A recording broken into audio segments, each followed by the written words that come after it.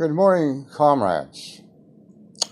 This morning I would like to address an issue that is very, very important, and I feel that one that is not talked about nearly enough, and that is the relationship between spiritual socialism and eugenics.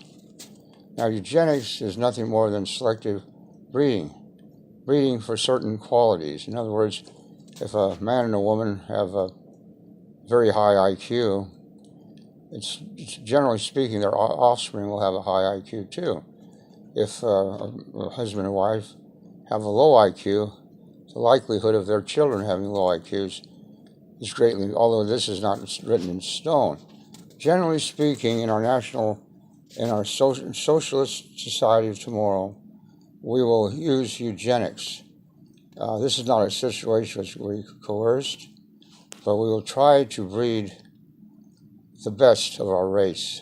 And by race, I mean the human race. This is not at all like National Socialist Germany, where they would select for blonde and blue-eyed people to breed this master Aryan race. Now, Aryan has nothing to do with biological race. It means noble. Anybody can be an Aryan who has noble characteristics. And anti-Semitism has no place in our spiritual socialist ideology, because the Jews, especially the Ashkenazi Jews, if you read Arthur Kessler's book about the 13th tribe, they were originally a Turco-Mongoloid people who lived in southern Russia. They converted to Judaism, I believe, in the 6th century AD. Now, there is some Semitic blood, but not too much. But these people are very intelligent. The average Ashkenazi Jew has an IQ, I think, of about 110, and their verbal IQs are about 120. So they're the most intelligent race there is. And this is because the rabbis always had the most children, and they mated with the most intelligent of the Gentile women. Whereas with the Europeans, after the advent of Christianity, the most intelligent of the European men went into priesthood and did not pass on their genes. So now, just because a person is intelligent doesn't mean they're going to be necessarily a good person. There's a lot of people, Jews and Gentiles both, who have high intelligence, and it's a negative intelligence. It's selfish. What we want to do is make sure the people that lead us, that rule our new Aryan socialist societies, are people of high moral stature and high character. In other words, they must be people who are not selfish or unselfish or spiritual. And by spiritual, I mean individuals who have renounced a sense of selfishness, who identify with the collective, the whole, rather than just the individual ego. Because the individual ego is the source of all problems. I mean, we read in the Gospels about Jesus.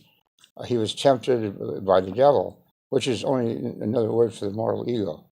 You know, just Satan took him on the mountain. He says, bow down to me and I will give you all these kingdoms. But Jesus says, no.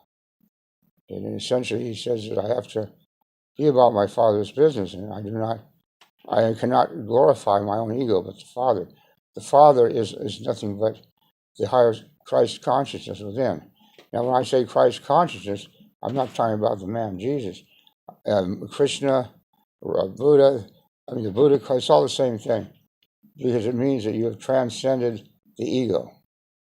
So as we move into the light, as the world continually moves into higher vibrations, we will essentially become more spiritual.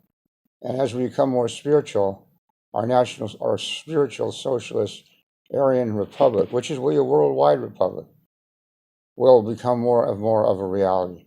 We will have open borders, we will have free health care. And then when I mean free, I don't mean it's going to be something we won't work for, but everyone will have access to it, let's put it that way. Education, the same thing. So we're looking now at a time that is the golden age. We're entering the golden age now, which will mean 10,000 years, peace, progress, and plenty. And I want to wish all you comrades a wonderful day today, and I will talk to you later on. Thank you.